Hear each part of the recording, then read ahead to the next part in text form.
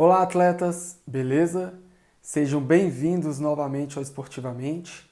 Bom, antes de mais nada, quero me desculpar pelo atraso aqui na publicação. Fim de semestre, vida de aluno, vida de professor, aquela correria que muitos de vocês certamente conhecem. Hoje vamos falar de um assunto muito massa, um assunto que eu já estou segurando há bastante tempo, na verdade, porque é polêmico, porque é moda e porque eu estou vendo muita gente usando esse tipo de intervenção. Hoje vamos falar de low carb e no carb.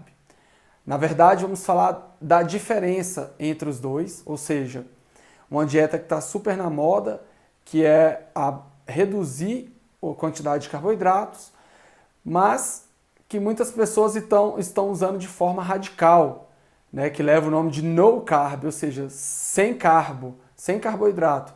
As pessoas estão confundindo muito diminuir o carboidrato com cortar o carboidrato. E é esse alerta que eu quero trazer aqui para vocês hoje, né, e é sobre isso que vamos falar.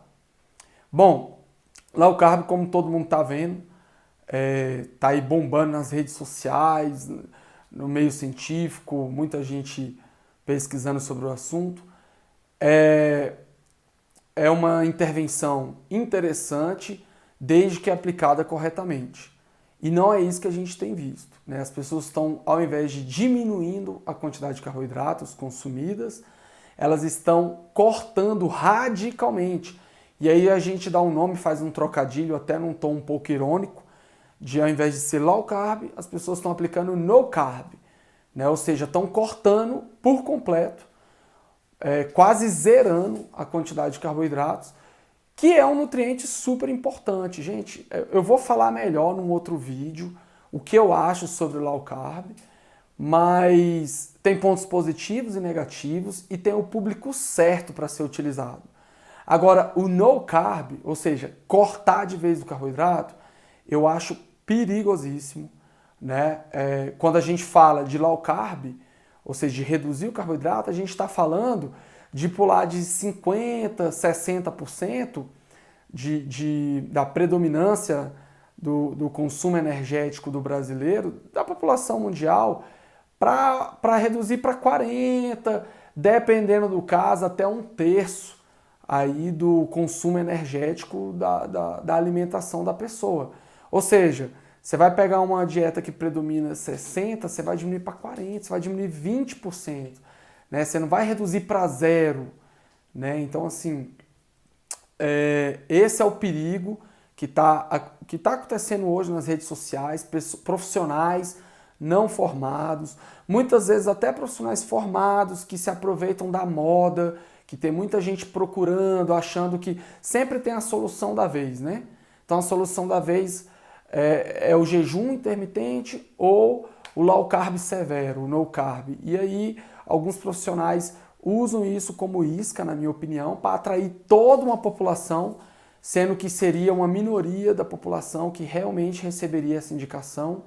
Ou talvez ninguém, né? Porque você cortar, como eu falei antes, cortar um carboidrato, um nutriente tão importante para o nosso organismo, achar que a natureza é besta ao ponto de um dos poucos nutrientes que existe na natureza ser absorvido, ser metabolizado pelo nosso corpo. A natureza não criou isso do nada.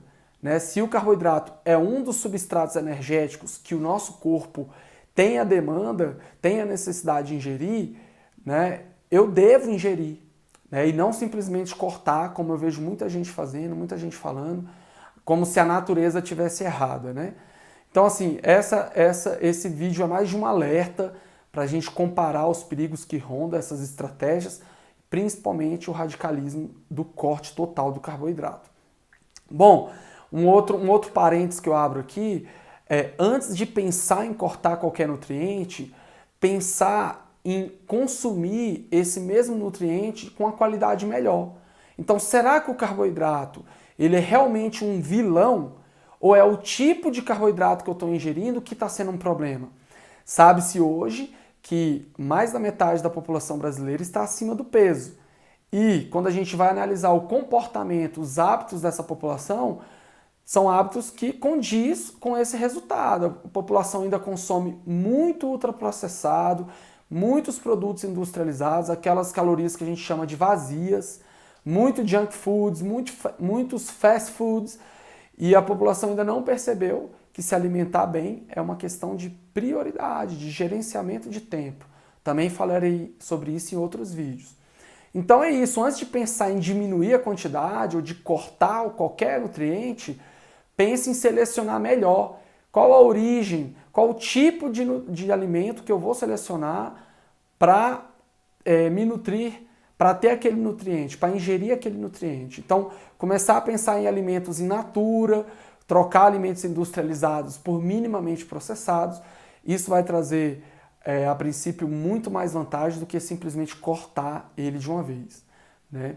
Então, frutas, hortaliças, verduras, alguns grãos, né, são sim fontes saudáveis e devem ser consumidos como carboidrato no plano alimentar.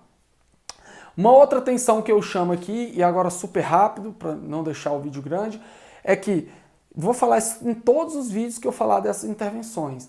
Se você tem como objetivo principal a hipertrofia muscular, ou seja, o ganho de massa magra, cara, eu acho que você tem que repensar se você deve mesmo se utilizar desse tipo de estratégia ou não. Porque a hipertrofia muscular, a gente está cansado de ver tanto em práticas clínicas, tanto em evidências científicas, que a hipertrofia muscular ela fica prejudicada nesse tipo de intervenção, né? Você precisa de substrato, todos, sem exceção, carboidrato, proteína e gordura, para ter ganho de massa muscular, de forma saudável. Tá? Não estou falando aqui de intervenções farmacológicas, que aí são outros 500. Né? E aí o último recado que eu tenho para vocês é, gente, cuidado, sempre procure um profissional. Se você não tem acesso a um profissional, desconfie de qualquer informação que você receba nas redes sociais, né? Seja por profissionais ou não. Confirme e reconfirme essa informação sempre que puder, buscando mais de uma fonte de informação. Porque perder peso é diferente de ganhar saúde. Às vezes eu estou perdendo peso de qualquer jeito, então aquela roupa, fazer com que minha roupa caiba ou com que o meu peso diminua na balança, nem sempre é sinônimo de saúde. Tem jeito certo de perder peso e se eu não pratico esse jeito certo, perder peso não garante mais saúde. Tá ok? Então esses eram os recados de hoje. Espero que tenham gostado. Virão outros vídeos sobre o assunto e é isso aí. O que eu costumo falar no final? É isso aí, atleta. Não, isso é no início. Esportivamente, né? Tá. Então é isso aí. Valeu, galera. A gente se vê no próximo vídeo. Tenham todos uma esportivamente.